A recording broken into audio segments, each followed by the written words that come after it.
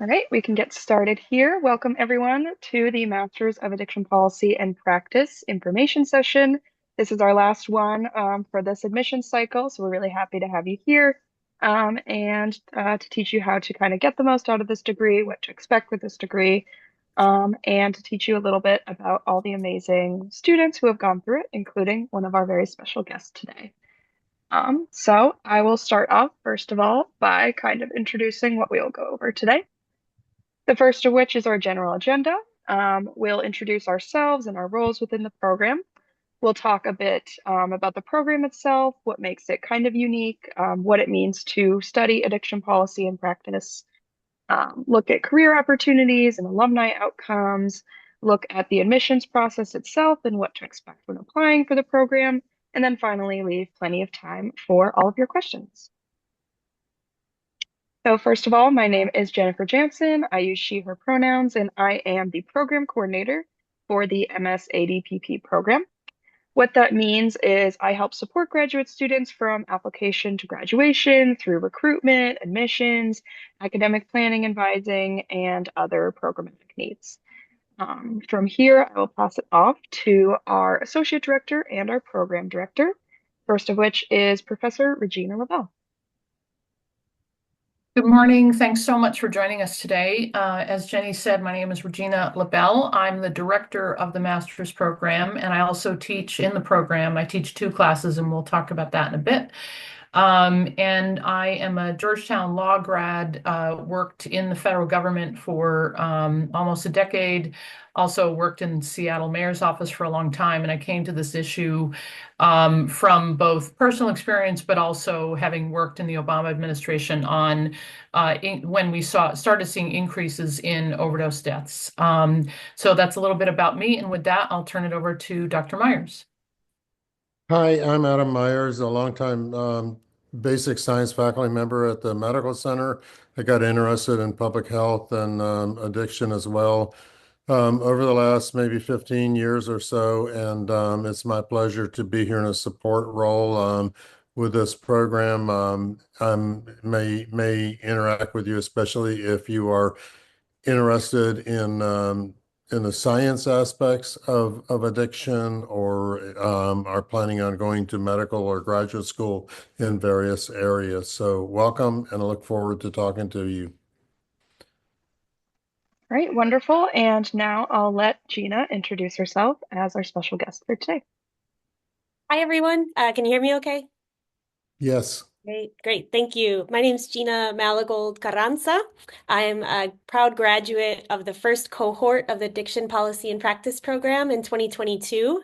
I'm originally from Wisconsin. My family's from Uruguay. I am from Madison, specifically UW-Madison, and I am currently the Director of Multicultural Affairs at Song for Charlie, and I lead La Nueva Drug Talk. This is a program that's culturally and linguistically tailored for the Hispanic community, and we work on overdose prevention, awareness about the dangers of self-medication in the current drug landscape, and mental health for the community. It's great to be here. Excited to meet you all.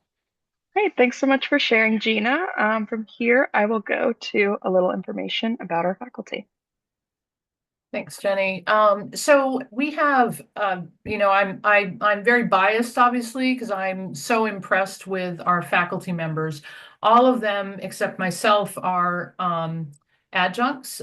So they all work in the field and are prolific researchers and writers. So I'll start with Dr. Amanda Lattimore, who is with American Institutes for Research. She teaches social epidemiology and addiction. Dr. Brandon Del Pozo is currently at Brown University, where he's a research professor. He also was previously a New York City police detective and was police chief in Burlington, Vermont. And then Dr. Wilson Compton is an addiction psychiatrist who is the deputy director of the National Institute on Drugs of Abuse at the National Institutes for Health. Next slide, please. And then 3 other professors. So Dr. Emily Einstein is also at National Institutes on Drugs of Abuse at NIH. She teaches neurobiology. Dr. Chris Jones is a pharmacist, and he is the director of the Center for Substance Abuse Prevention at SAMHSA, HHS's SAMHSA. And Talid El-Sabawy, Dr. Talid El-Sabawy teaches U.S. addiction policy in the summer. It's an intro class. She's a research scholar at Georgetown, but she also is at Wayne State University, a professor there. Next slide, please.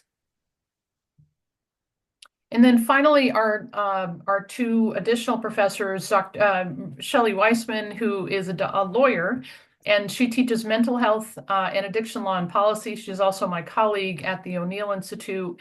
And Beth Connolly, who is currently a consultant with Winning Strategies in DC. She served as the public health director at the Office of National Drug Control Policy, and as well as the Secretary of Health under the Chris Christie's administration in the state of New Jersey. She teaches healthcare financing. Next slide, please. So a little bit about this program and Georgetown itself. This is an interdisciplinary program, and we'll talk a little bit about what that means in a minute. The program is intended to both combine real-world experience with coursework. Georgetown is part of the community of Washington, D.C., so we make sure that our students not only understand the specific issues, the healthcare issues in Washington, D.C., but also get to know people who are working on these issues in D.C. And finally, Georgetown University is a Jesuit university, which means a Catholic university. So it's preparing you to think, reflect, and act with attention. And we care about the whole person. Cura Personalis is one of the main tenets of Catholicism and Georgetown University. Next slide, please. So we started this program at Georgetown with our first class. Gina was in the first class. And, as I mentioned, I worked at the Office of National Drug Control Policy, which is in the Executive Office of the President in the Obama era. And I found that a lot of our addiction policies, it's not a revelation, but it's a truth, that a lot of our addiction policies are policies relating to people who use drugs are not steeped in science and evidence. They're really steeped in stigma and misinformation. And so given the inordinate rates of overdose deaths we've had in this country, but also just an ongoing substance use issue that's gone unnoticed and has been perceived of as mostly a criminal justice issue, we felt it was really important to build this unique program to train people in the science of addiction, but also make sure they're rooted in compassion. And that's what we seek to do with all the classes that we put forward, which I'll explain the program itself in just a minute.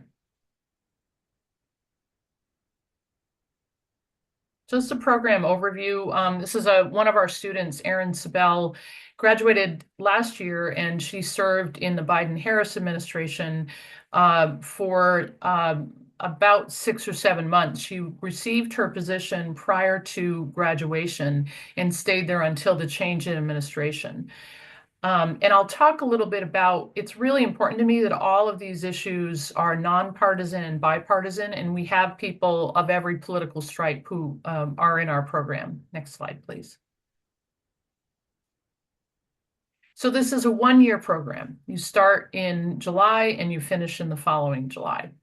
There are full-time and part-time options, and in fact, right now we have 3 part-time students.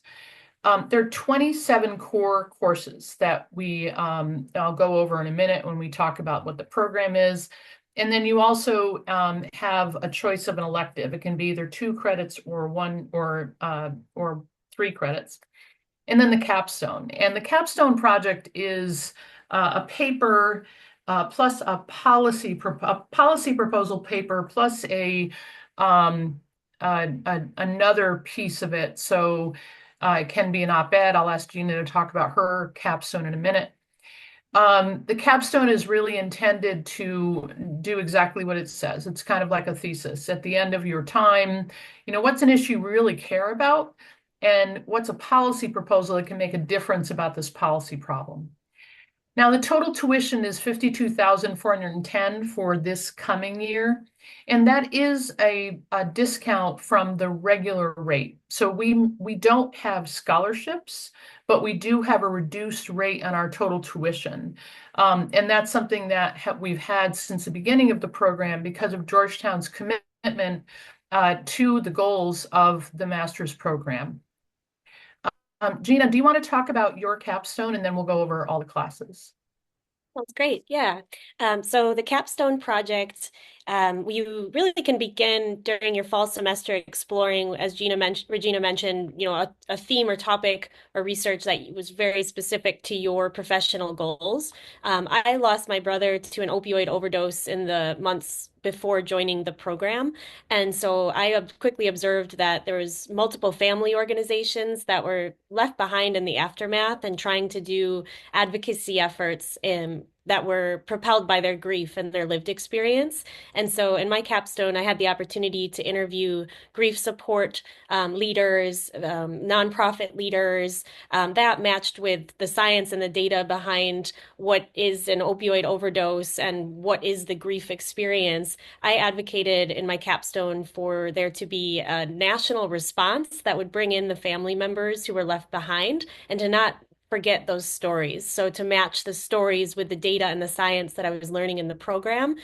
And I was so appreciative to have that experience. It was extremely healing to actually dig into what I was living, but also it offered a creative outlet. So I chose to make a film that would highlight the research that I found having spoken with these grief support leaders and the different nonprofits. And so I made a short film, about 15-minute film, and wrote a paper that was backed by research and looked at, what are some of the adverse outcomes that happen to families in the aftermath of a fatal opioid overdose or substance-involved death, and then also highlighted some of the programs and advocacy efforts of families. So it was a beautiful opportunity where I got to merge my own lived experience with the data and research I was learning in the classes. So it was really a productive, and that led me to be able to advocate on that on national platforms, which I'll talk about later. But that really kind of trained me, and I was able to apply that from the White House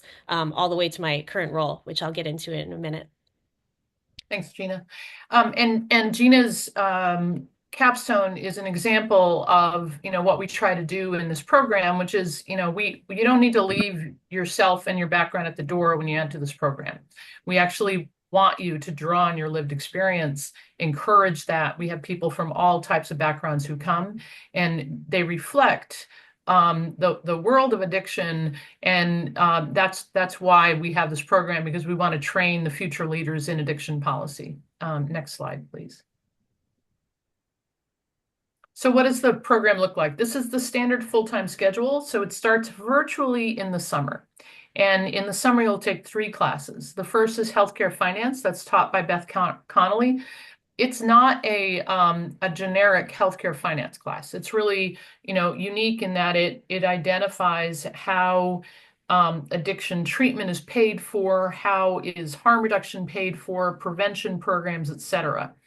And then U.S. addiction policy from its infancy to today. How have we created the laws that we have in place today? How has addiction policy evolved over time? And then data analysis and statistics, the National Survey on Drug Use and Health. I want to mention one thing as we're doing this.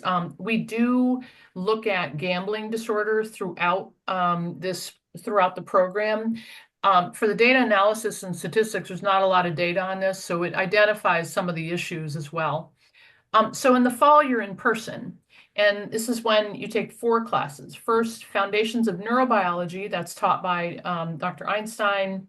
The Integrative Seminar, which I hold every Friday, and it's called integrative because the intent of it is to combine the science you're learning with policy and policy making.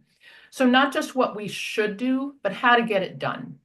From legislation on Capitol Hill, executive orders, state legislative work, local work, as well as community-based work. And we also touch on some international issues. Foundations of Addiction Psychiatry 1, taught by Wilson Compton.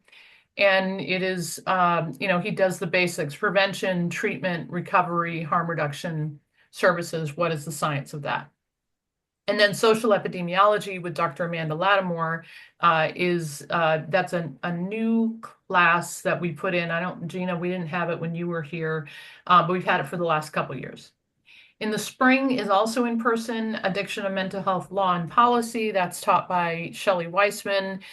The integrative seminar continues. We do a little bit more international work in the spring, and we have a lot of guest speakers also, so that the students can, learn from who is currently in the field. And it's not a very large community, but it gives students an opportunity to hear from people who are already working in this field and often develop long-term mentorships with them.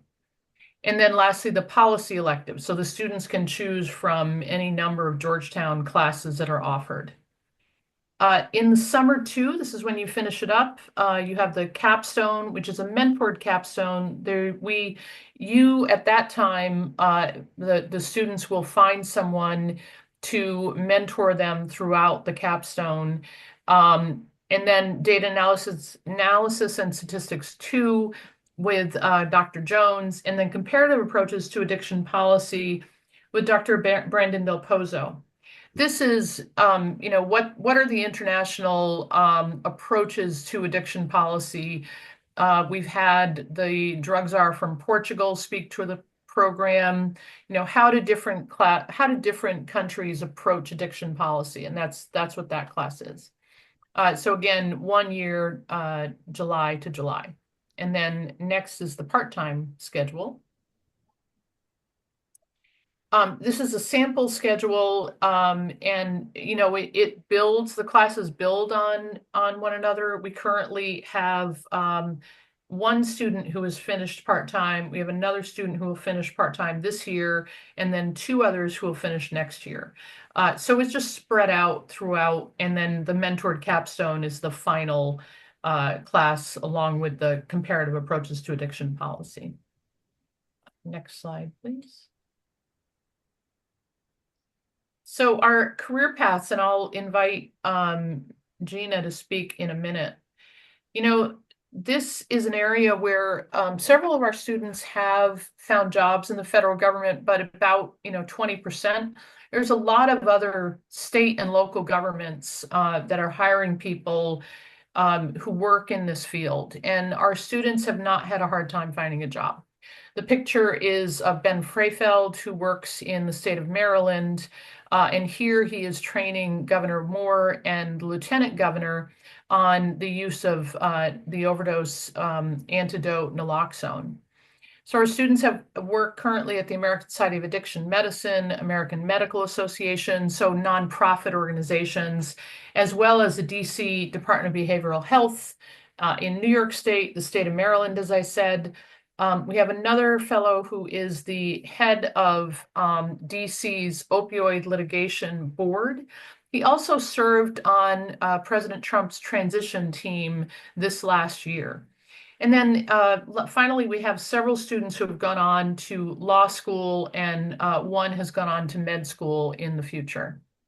So Gina, do you want to talk a little bit about your career path and how the program prepared you for that? Yes, absolutely. So everyone in the program that I've encountered has just an absolutely fascinating background, and there's folks that join right out of undergrad, those that have had previous training. My story was I was already in a career path, had finished a doctorate and was master's, and I was a Latin Americanist by training. And so one might say, what's this historian Latin Americanist doing in this program apart from having lost my brother? And in retrospect, it couldn't have made more sense. This program allowed me to merge that previous training and my understanding of Latin American disparity research, minoritized populations, some of my linguistic abilities with policy and addiction. And those two together has offered me really exciting, spaces where I can contribute to this field in unique ways. And so I joined the program. I was still teaching part-time at the university, Latin American Studies. And then I slowly just my passion only increased being surrounded by such excellent mentors and my peers. And so that led me to join the Office of National Drug Control Policy, Drug-Free Communities as an intern. And right there, they were grabbing me to translate the actual strategy into Spanish, which was a really exciting project, and work with the Puerto Rican drug-free communities, help with a social media campaign at Snapchat. So it was an exciting summer. And then I went into national security and worked on supporting linguistic supply reduction efforts for our USG. And there I was able to bring together policy leaders from ONDCP, done a briefing about overdose and families that were impacted within the government agencies. And I also advocated for naloxone being in the polygraph room. And so that's now in this national security organization that I formed part of for 2 years.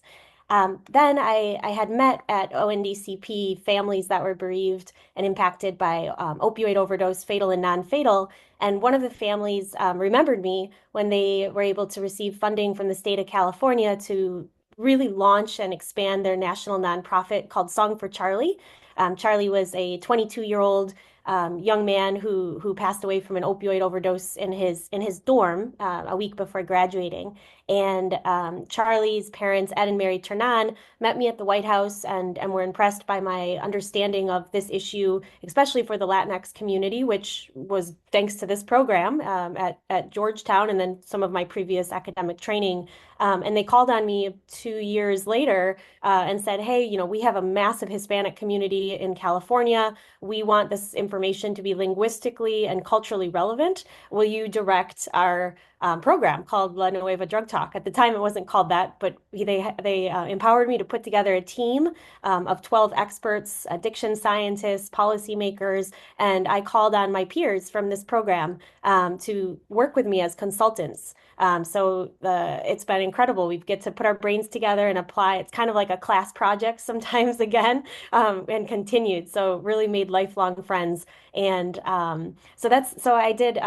My heart was there. Supply reduction was extremely important, and I learned a lot. And the linguistic piece, but I was always been really drawn to those upstream, efforts that can help to reduce that self-medication and the mental health struggles that my brother experienced too. And so that's where I find myself now, directing this program, and that's led me to also then be called on. This organization asked me if I would lead all multicultural affairs, and so that led me. Now I was in Wisconsin, heading up to the Indigenous tribe last week at their fentanyl awareness event. I've been invited to the Seattle Indigenous community in a few months, and so it's been very a beautiful experience to get to merge my personal identity as a Latina, my lived experience, and then with this effort of these upstream measures and working with multicultural communities.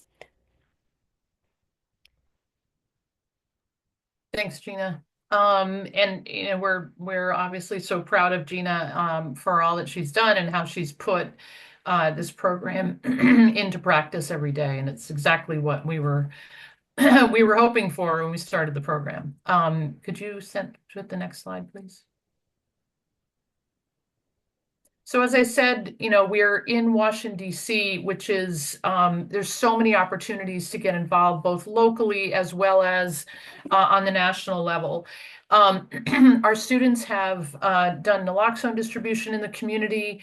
They have been to White House events for International Overdose Awareness Day, for Prevention Day, Recovery Day, participated in recovery walks every year, have attended the RX Summit in Atlanta, Georgia, every year for the last 3 years. And we also, the students who started a program at Georgetown called Hoyas for Recovery. It is a student-led group that meets regularly, and to support one another, anyone is welcome to join. They have graduate students as well as undergrad. It's just a supportive community for people at Georgetown who might be in recovery or others who are interested in joining. They do a lot of activities as well. So go to baseball games or other events so that people You know, it might be seem like an isolating experience to be a young person in recovery in a graduate program or even undergrad. And so the whole point of this program is certainly we want to educate the next generation of addiction policy leaders, but we're also building a real community. And you know, people come together for the program, but they really remain committed and supportive of one another. And it's a great honor to be involved in this. We also, you know, as I mentioned, we have the mentor program for the capstone. We also have a mentor program for at the beginning of the program, which we started in the second year of the program. So in the fall, students will request a mentor. They'll say what they're looking for specifically, and then we will match them with someone. And that person they can meet. It's a relationship that is developed on their own terms. So you can meet as often as once a month or once a week on a regular basis. You can meet just a couple times a year. And our goal is to match students with people who they can build that career mentorship with to guide them in their career going forward. And again, that's something that, you know, our mentors have stayed in touch with the students even after they graduate. Next slide, please. So these are just a couple, Ben Freyfeld, who I mentioned, who works for the state of Maryland now. And the next slide is Nikki Soda, and she was our first part-time student. Next slide, please. She was our first part-time student who graduated and now is a consultant for several treatment centers around the country. Next slide, please. So with this, I'll turn it over to Jenny to talk about the admissions process. All right. Thank you, Professor LaBelle and Gina, for sharing so much wonderful information. Now that you've learned a little bit about the degree, I'll walk you through the sort of admission side of things, financing your degree, all the sort of Georgetown graduate school information you need to know. So let's get into it. Here, first of all, is a handy application checklist. Feel free to screenshot or take a picture if that's helpful for you. I'll also run through it right now.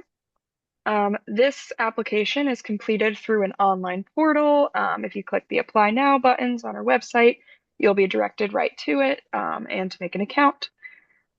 We require an application fee of $90. Typically, we have a period where if you submit by January 15th, that application is free. That deadline has passed. But for those of you who may have been affected by federal layoffs, be sure to let us know because we are currently trying to see if we can work out some sort of fee waiver for those impacted by the current layoffs. We will also require a statement of purpose. This is 300 to 600 words where you can discuss your academic journey, what brought you to apply to this program, and what you hope to get out of it, just kind of how you see yourself entering our community, and what you think you're ready to do with that degree. Although it's listed as optional, as you gather throughout this presentation, we're very passionate about what we do here, and we're very passionate about all the places our students can go. So we do strongly urge you to fill out the optional personal background statement that is listed in the application. This is the same amount of words, 300 to 600. And it gives you an opportunity to expand on your personal background, your own experiences, and how they contribute to your interest in this field.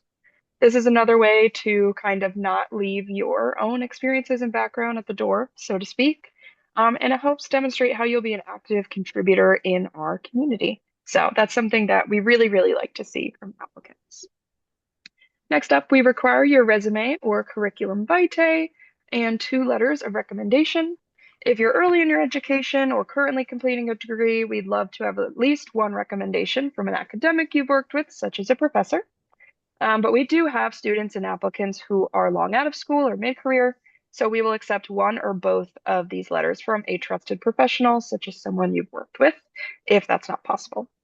Another good thing to know is we will accept an application as complete if you have sent in the names and emails of your recommenders by the deadline.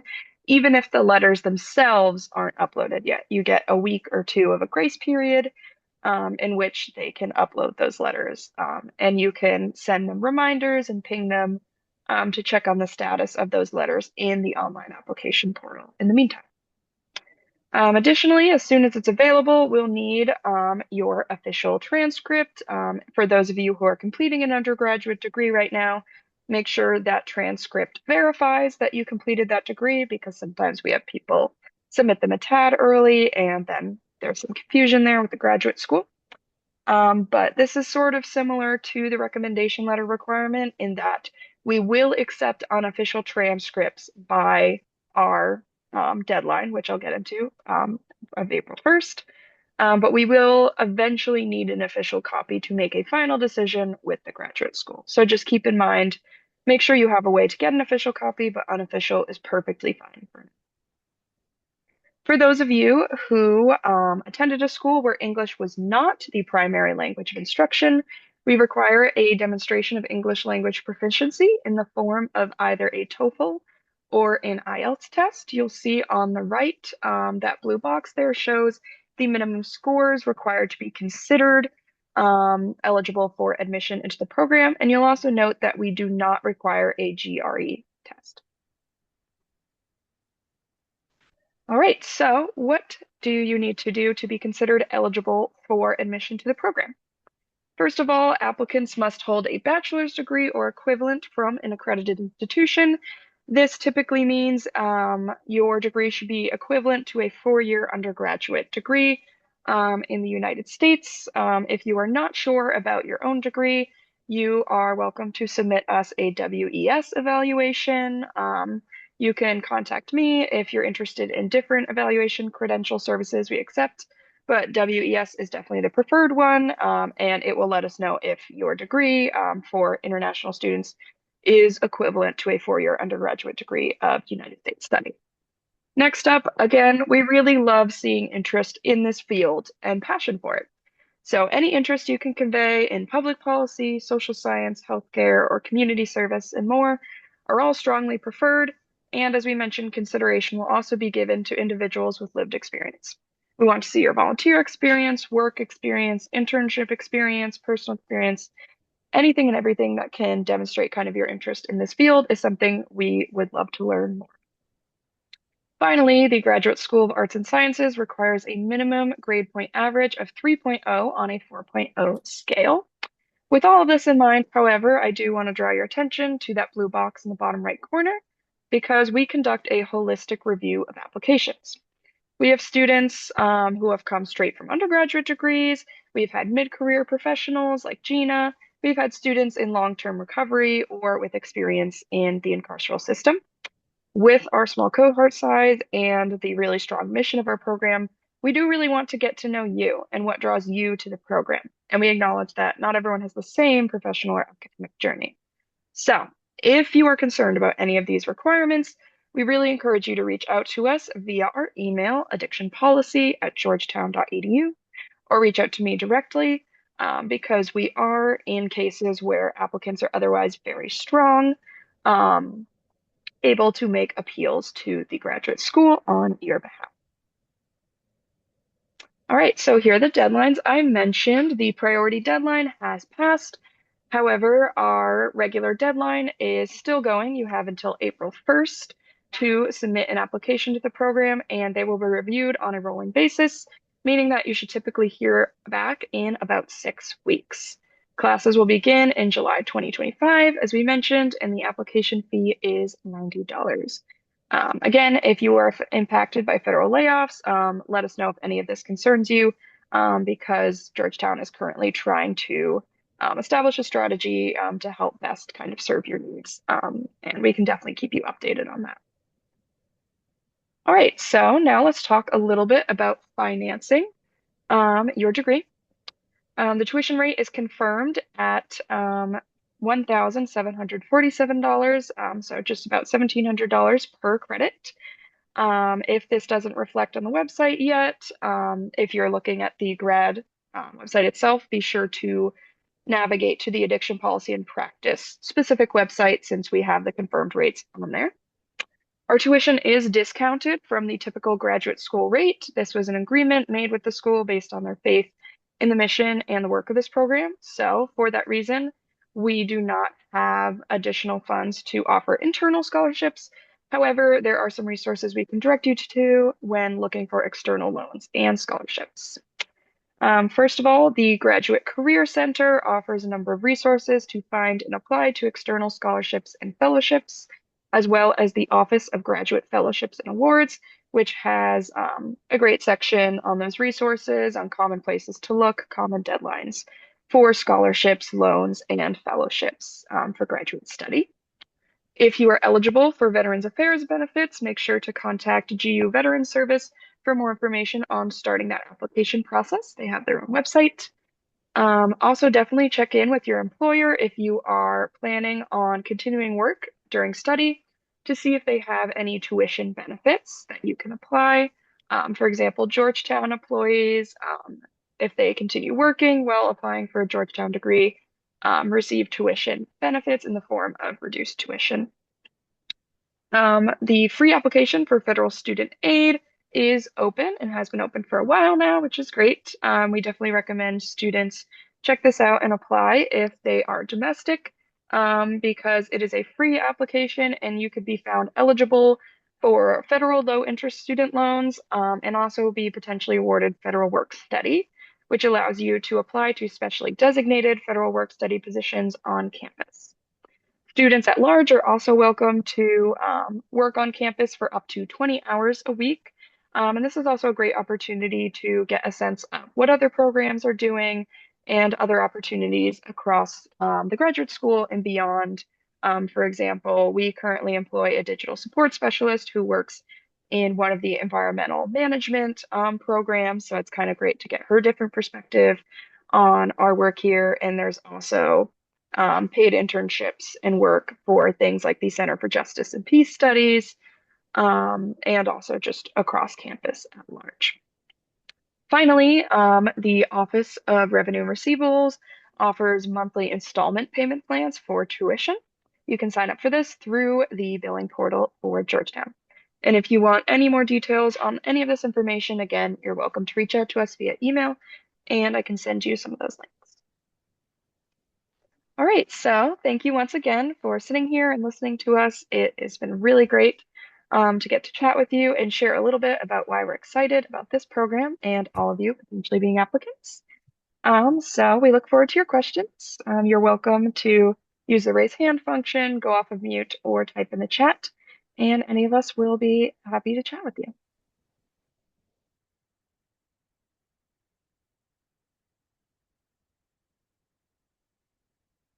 And if it's okay, I'm going to put my email in the chat if you want to reach out to me directly if a question comes up afterwards. I'm happy to meet with you on a call.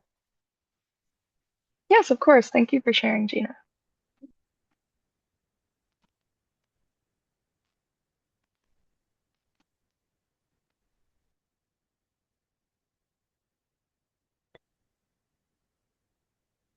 So feel free also to direct questions to Gina. I'm sure that's fine with her. If you have questions about the student perspective or living in DC, those kind of things, or the after the addiction policy program, what was it like for her to look for a job, etc. Yeah, any questions you have, I'm so happy. I'm from the Midwest, so I could talk for the next 20 minutes. Any questions you guys have, happy to answer. I will just say that this program absolutely changed my life for the better. And some days it feels like it probably saved my life. And so I think that if you're considering it, this for me was probably the best investment I made and could have made, especially with the lived experience and how I've been able to channel it into for the rest of my life into this work and help others. So it's been extremely meaningful. The friendships I made, the mentors, I can, I still today spend almost 5 years, but I just can reach out to my entire cohort, and we have a group chat. We see each other regularly. We show up for each other, and it's really powerful with job opportunities, life support, So it's like almost like a family. And I think that's just very unique to Georgetown. I've taught at 5 other universities and I never found it to that level prior to being at Georgetown. And so that's really special, the community you'll find there. Yeah, absolutely. I got a And we have question. yes, go ahead. A little bit about how you searched for jobs after this program. Yeah, so well, I had applied to the federal service at the beginning of the program, and so at the time that made sense. In the current climate, that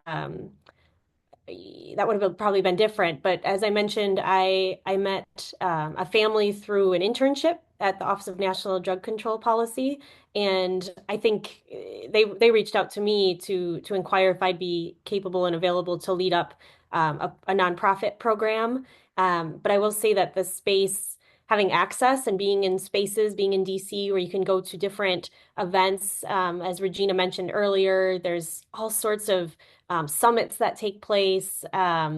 And, you know, Johns Hopkins University just held one last week, networking events. There's one next week, March 20th, Grief to Action, where you can meet all sorts of people working on this issue from, you know, all the way up to those upstream prevention efforts and advocacy, policy, harm reduction, recovery. So there's just so many different lenses and opportunities. And the network, as I said, is very close. So the alumni network is here to support and offer recommendations. And I keep my eyes out on state opportunities, and a friend is moving to my home state. And so I'm connecting him with the hiring manager. It's an interesting example of how we can support each other and hopefully lift each other up so that is successful when you are ready to look for jobs. I think another interesting piece to add to that is that the work you take on in the courses are very useful. So Dr. Wilson Compton's course, we do research studies and analysis of areas of our interest. And so those papers allowed me to have pre-experience that I needed to lead this La Nueva Drug Talk, that now I get to serve on a board at a university at Stanford, and kind of am applying some of that work that I did in the class in Dr. Wilson Compton's class. So I think my takeaway there is if you can utilize your classroom assignments as opportunities to experiment and explore what your interests are, and then you can simultaneously network and seek, you know, mentorship from folks external, perhaps not involved in the program, but could help you to guide you to what would be a good fit. Ryan asked a question in the chat about the ratio of student to instructor professor. So this year we have 12 students in the program, and so in the integrative seminar, it's 12 students and it's me. The other classes some of the other classes may have people who are interested from other programs, but it's never like in the fall, we'll have 15 students. Not the fall, but the summer. We'll have 15 students. And then if you're in a class that takes other people are taking for an elective, you may have 2 or 3 other students, but it's never more than, at most, it would be 17 in a class. As far as if the students remain in the DC area, you know, Gina went back to Wisconsin, it really varies. What we do, so we have a student from last year who went back to Oregon, another went to Texas. During the mentorship process, if you tell me I want to go back to from where I came, so like this year we have someone from Seattle. When the student was interested in going back to Oregon, we connected them with mentors from that area because, you know, we know people from all over the country, and it's unlikely that we can't find someone we know who is, you know, willing to take on a mentorship opportunity. So it really varies. I think, you know, given the uncertainty with the federal workforce right now, we may see more students moving, but it really varies.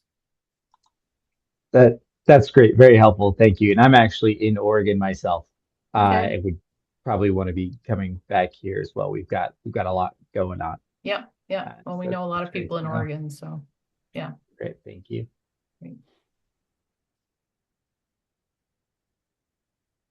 And if you wanted Ryan to be connected with our student Mara, who's in Oregon, I'm sure she'd be happy to talk to you. She works for the state government. I was gonna probably ask Jennifer about that in a one-on-one in a couple days. That'd be great. Thank you. Okay.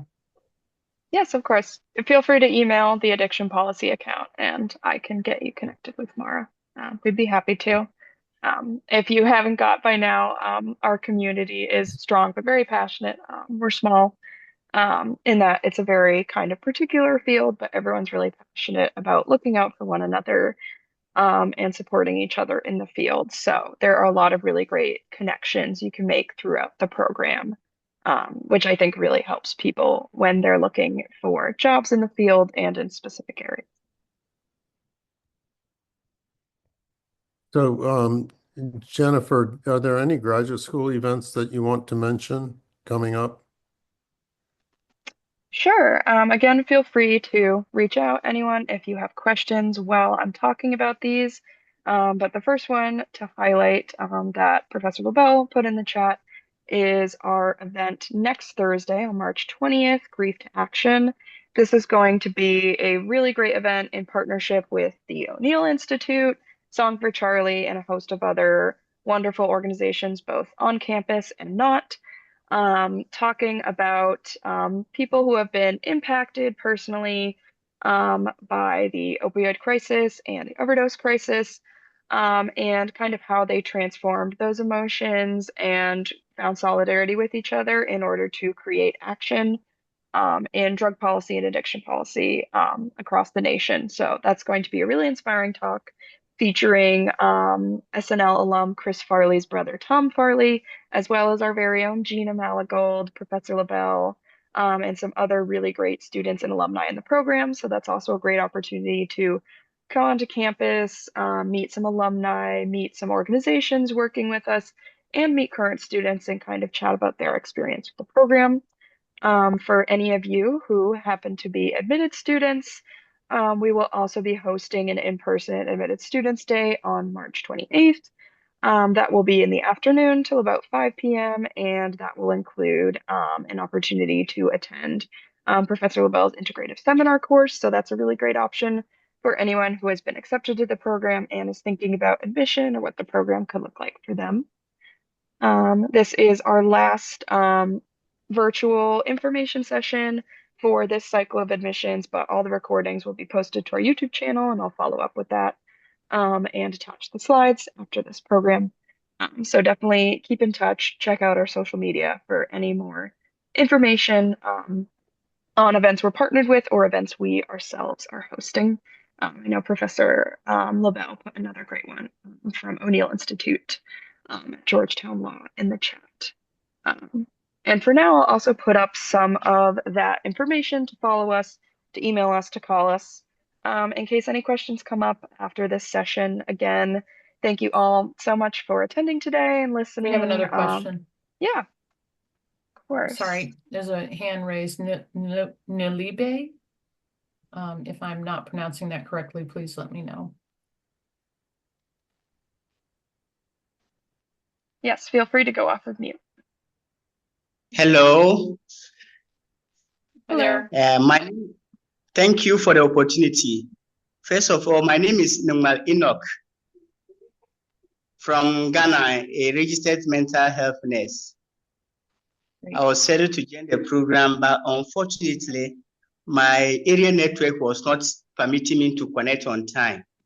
So recently, I was able to work on it and then I connected. I don't know. I don't want to draw you people back, but if you can just give me a gist of what was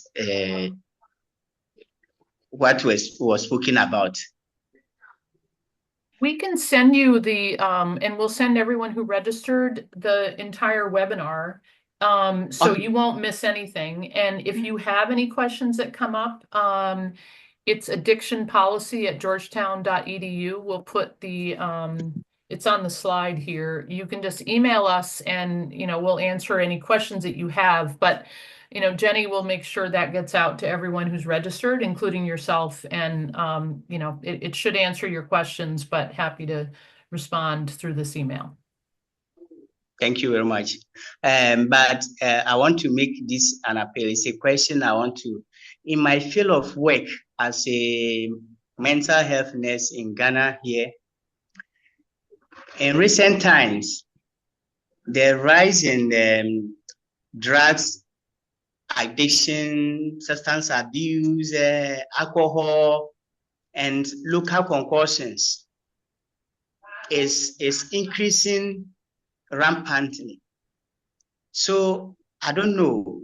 That was one of the reasons why when I went online and I saw this particular program, it encouraged me to make a follow-up and see how best I can work with you people, and also to help the people in my country who are addicted to one drug or the other. So how is this program going to impact my skills in dealing with many people that I've encountered with drug problems in my country, Ghana? Thanks for your question. So we've had a few international students who have attended the program.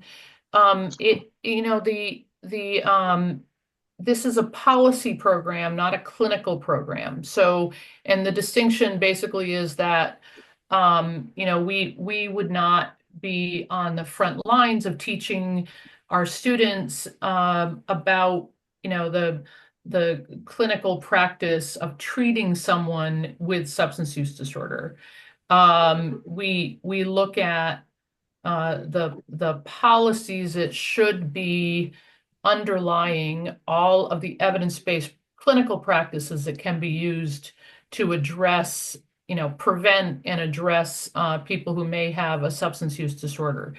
So it's a little bit different in that you don't get a certification when you leave here, you get a master's degree, but our folks go into government, nonprofits. It's different than a clinical degree. Thank you very much. I appreciate your effort and your explanations. Okay. I promise to be one of the committed members in this program. I really have the passion of learning more about addiction policies, practices, and then its impact in the society. Mm-hmm. I thank you very much. Thank you. Mm-hmm. Great, thank you. If anyone else has any questions too, you're welcome to do anything I said, type in the chat, use the raise hand function, go off of mute. And also, if you have anything after the fact, be sure to reach out to our email, addictionpolicy@georgetown.edu. Thank you so much for coming, everyone, today. Our phone number is also on there if you would rather call or follow our Instagram and LinkedIn for more information on how to sign up and register for our upcoming events, such as the Grief to Action event, which we're very excited about. So again, it was really lovely to meet everyone today and to talk to you a bit about our program, and we wish you a great rest of your afternoon.